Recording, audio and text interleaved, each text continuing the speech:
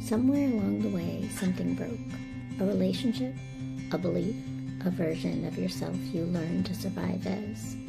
And no one really tells you what comes after that. This is After the Breaking, stories of what we rebuild after life breaks us.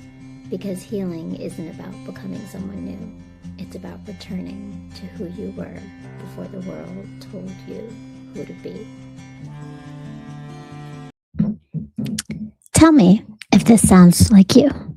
You say yes when you mean no. You don't share your full feelings or needs because if you do, you risk someone leaving, walking away, or going quiet.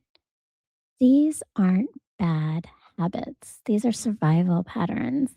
And it's how you probably kept the peace for many, many years. Welcome to After the Breaking, stories of what we rebuild after life breaks us. I'm Marya. And if you're new here, I'm glad you found this. This podcast exists because healing has a part that nobody prepares you for. Not the leaving, not the grief, but the after. The quiet, disorienting, sometimes invisible work of rebuilding yourself when the noise finally stops. Some of these episodes are reflections, some are conversations, but all of them are rooted in one belief. Healing is not about becoming someone new. It is about returning to who you were before the world told you who to be. So if something in your life has shifted and you're tired of performing the being okay, if you're in the season after the breaking, you are in the right place. And all of this is brought to you by my own story of healing and what I've experienced. So if you haven't done it yet, if this is resonating with you, something I said, some of the words, please make sure that you are subscribing, you like this video, share a comment on what's resonating with you. What is your breaking, and why are you at this point where you're ready to take the next step? So, like the video, get notified with the bell, and make sure that you subscribe to Brown Girl Interrupting on this channel. So, after the breaking, what happens? Well, I want to really focus in today on this idea of how we shrink to protect ourselves. And yeah, it's a pattern. It's a pattern. And I'm speaking to you from having this pattern, from being married for 17 years and for 17 years living this pattern with first my husband, who through the emotional abuse of 17 years, I had to, for survival, to be able to show up and raise my 4 children. And now, as I have been gone and divorced from this marriage for 8 years, it is the aftermath.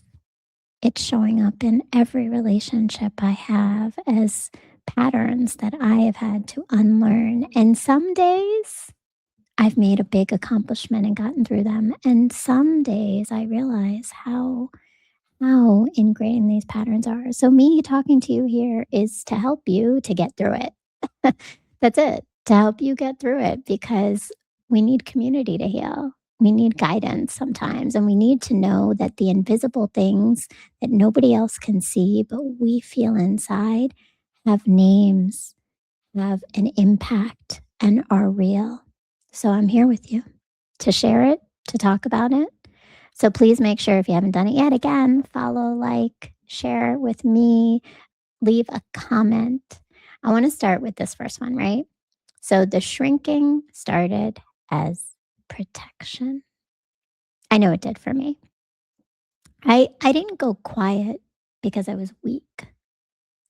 I went quiet because I learned that when I spoke up, when I said what I felt, when I expressed a need, it was wrong because the mood shift, and they withdrew, they silenced, they walked away, they shut me down.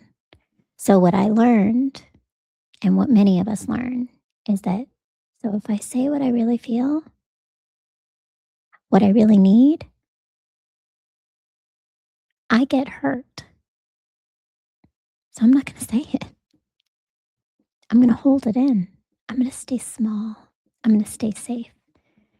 And for 17 years, I did that.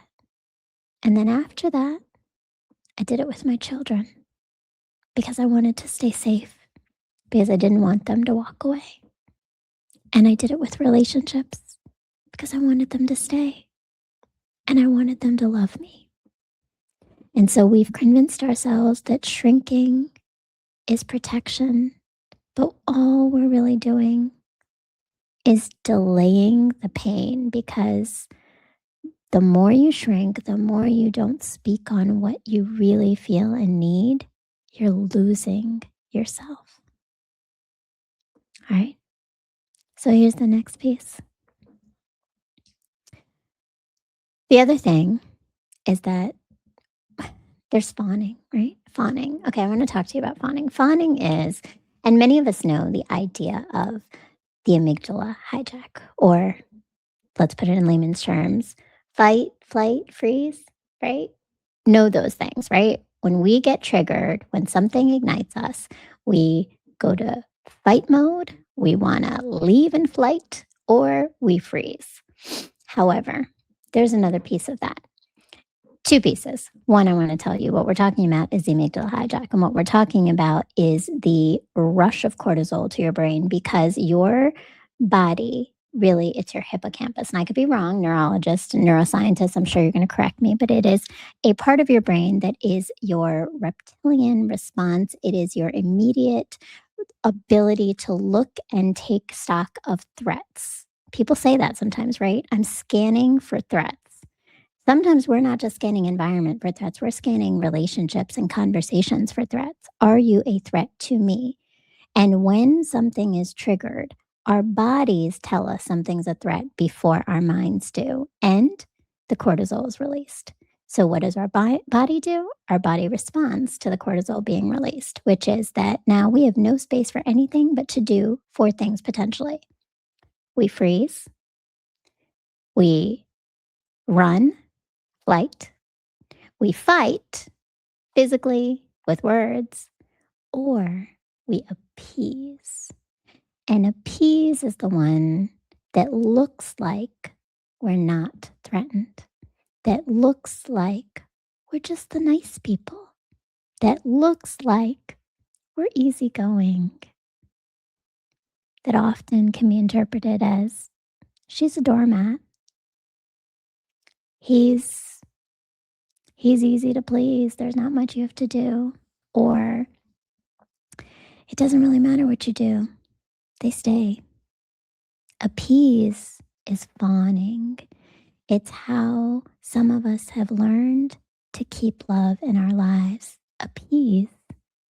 So I'm thinking that this is showing love, because I'm not rocking the boat. I'm not telling you what I really need or what I really feel. And what really you're doing is you're performing. You're performing this idea of like okayness. I can make myself easier for you to palate. I can make myself quiet so that you don't feel like I'm questioning your manliness or your needs. I can make myself shrink so that you don't feel uncomfortable by my discomfort or my expectations. But all you're doing when you appease is training yourself to think that's the only way that love will stay. That's the only way to show up, and we're losing ourselves. And I'll tell you, I learned this. I learned this through probably really how to get through it through my kids. And it was heavy and it was hard. And it started when they went after the divorce. After the divorce, because they inherited the behaviors they watched growing up from the man who raised them. And many of those behaviors were to react and leave when something you heard was uncomfortable from someone like me. It was me. I don't know if it's anybody else, so I can know it's me. And they did it, and they'd done it many times. And so, between a pattern of experiencing it for 17 years in a marriage to a pattern of seeing it happen for years after the marriage to relationships where now I had internalized that is the only way to be. I had gotten to a point where I didn't even know any other way. Being my full self was dangerous. So I'm going to take a little break here and I'm going to shift gears because this all led me to write a poem. I'm a writer. I'm gonna stick it in the chat here as well, so you can. Oh, you can't see it. Never mind. I'm gonna remind you to go to my Substack and go check it out. But this is a poem I wrote that is all about this idea of what happens when we don't feel like we can show up in our fullness, and we're searching for love from the people around us, but we don't believe it can happen because we don't believe we can be loved in our mediocrity. So this poem is called Love Me in My Mediocrity. And I would say it was dedicated to all those powerful, independent women who really desire to be loved in their softness and live in that softness, feeling safe again. So if that's your space, if that's who you are, this might resonate with you. And it's connected to what we're talking about here, which is the idea of why we shrink and how we shrink and what the impact is. Love me in my mediocrity, not just when I'm lit like sunrise, swagger sharp, head turning, words that slice clean and glitter, laugh lines wide with certainty. You love me when I'm bloom, bold, brilliant, honey slick with power, when my thoughts stir rooms and my warmth wraps your ache in silk. But can you love me in my mediocrity? When my face is bare and the mirror feels unfamiliar, when teas and sweats tell a softer story than sequins or selfies ever could, can you love the woman who still fights with her reflection, unsure if she's proud or resentful of who she sees, whose attempts at exercising reveal a body older than she planned for? Love the overthinker, the one who double checks her worth and whispers, who forgets song lyrics and needs guidance to be culturally cool. Love the woman who analyzes words, tone, and movements for an exit strategy when affection from the past has always been a threat to be whisked away on whim. Love me in my mediocrity when my clumsy comes out and I stumble on words or feet, when my gentle voice sharpens, frigid from too many unmet promises, when the girl inside still flinches at the sound of forever. Love me when I break, when I cannot carry one more thing, not even myself, when my daggers aren't just words, but memories I never asked for.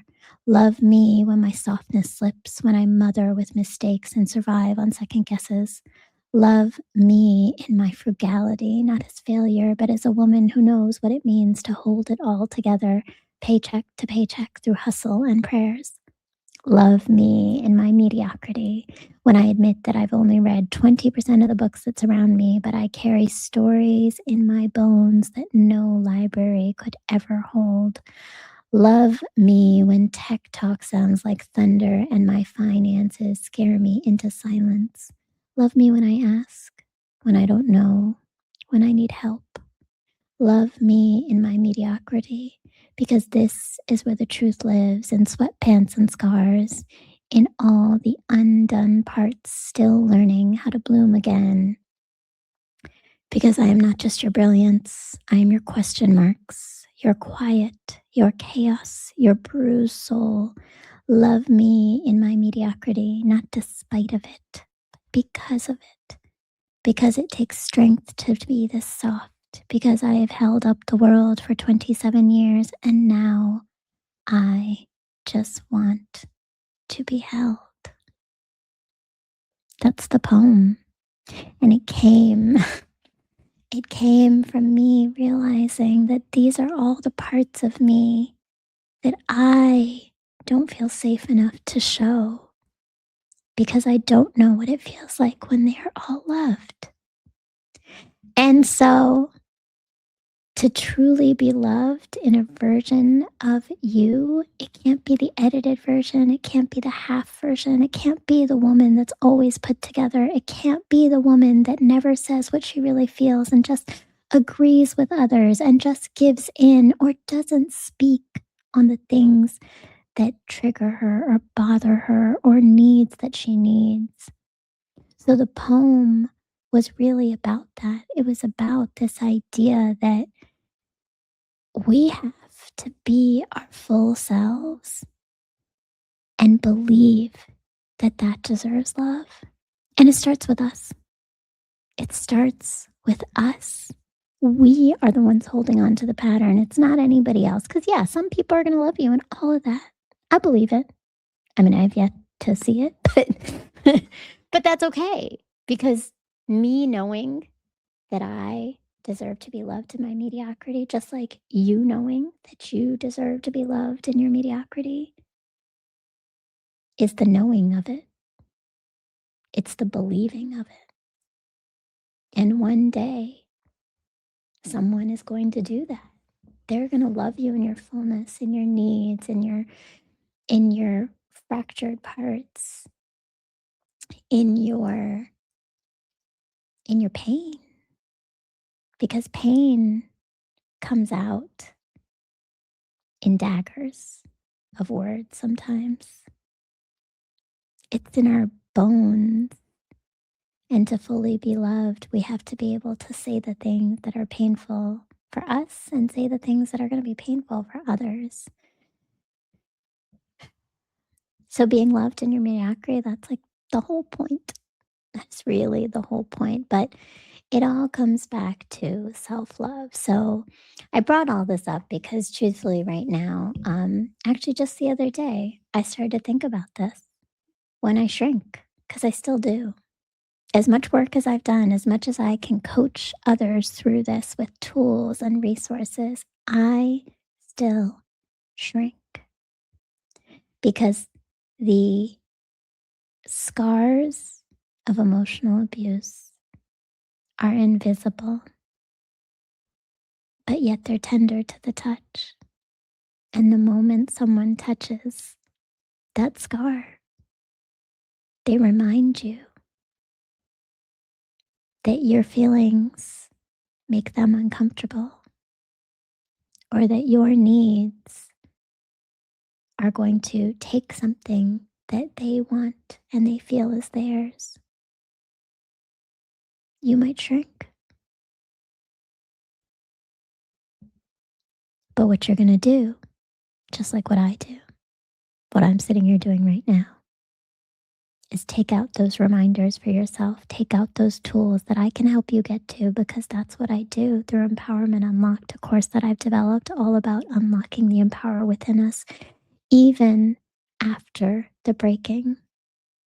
The breaking does not need to define who we are and how we are going to move through the world. We get to do that. So stop shrinking. Stop second guessing your needs, because the people who truly love you, every part of you, they love you in your mediocrity,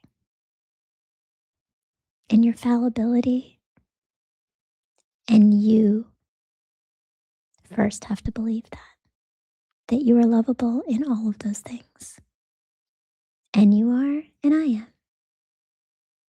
So today, that was my after the breaking, to remind you that yes, after the breaking, those invisible scars will come up and there'll be moments. And I want to hear, what are some of the things that came up for you after the breaking? What do you want to hear about? What would you like me to unpack in this? Because I will tell you, I have gone through it all. The co-parenting challenges, the raising teenagers and toddlers and grown men and a growing young girl, the relationships, that I started after I have been healing and building a toolbox, and I am ready to share it with all of you. So join me for these episodes of After the Breaking. Join me in my course starting on August 19th for Empowerment Unlocked, where we take 5 sessions of deep conversation in community to build relationships and our toolbox of healing and sustaining that strength that we have inside us by coming home to ourselves and finding our power. And then, if you want to go deeper, let's have some coaching conversations, because one on one, we can get to exactly what your pattern is and start to dismantle it and help you find your way back to yourself. Subscribe, like the video, and share with someone else who you think needs this, because there may be in that space of after the breaking.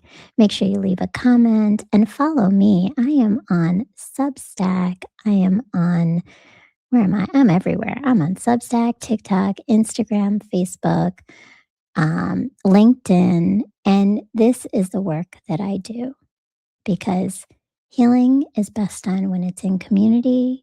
And I want everyone to get the roadmap to finding their strength and their power faster than I did.